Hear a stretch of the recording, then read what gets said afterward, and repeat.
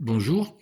Alors, comme je vous le disais, j'ai récemment acheté des reproductions de crânes en résine parce que les originaux coûtent excessivement cher, c'est impossible de les avoir dans ma collection.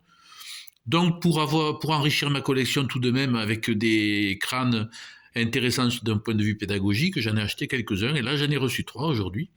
Donc, je vais vous montrer déjà ceci, qui est un crâne de Dimétrodon.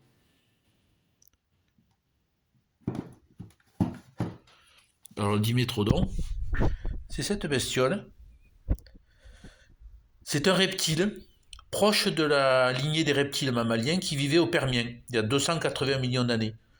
On le trouve essentiellement en Amérique du Nord et en Allemagne. Donc, voilà le Dimétrodon par rapport à un humain. C'était un reptile assez impressionnant, avec un grand voile sur le dos, il est bien connu. Ce n'est pas un dinosaure, c'est un synapside, c'est un reptile, mais il n'a rien à voir avec les dinosaures. Ensuite, j'ai acheté ce crâne.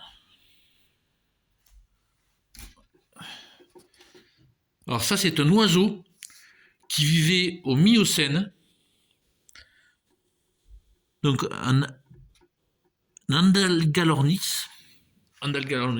oui, d'Argentine. Alors lui, c'était un oiseau extrêmement important. Je retrouve l'image. Voilà. Sa taille par rapport à un humain. Alors, on l'appelait l'oiseau terreur. Un oiseau d'une taille impressionnante. Du Miocène donc. Et puis, un troisième crâne très imposant.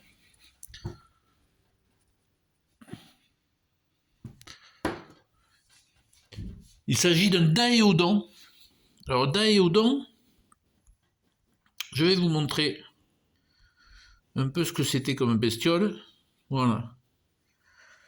Ça ressemblait à ça. C'est de la famille des sangliers.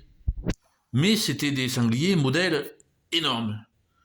Il est de la famille de l'Andrus qui est bien connu aussi, qui était un animal assez terrifiant.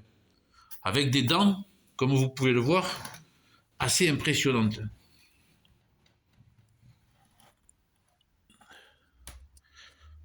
Un crâne assez énorme.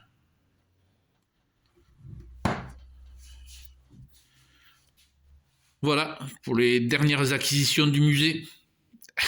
À bientôt.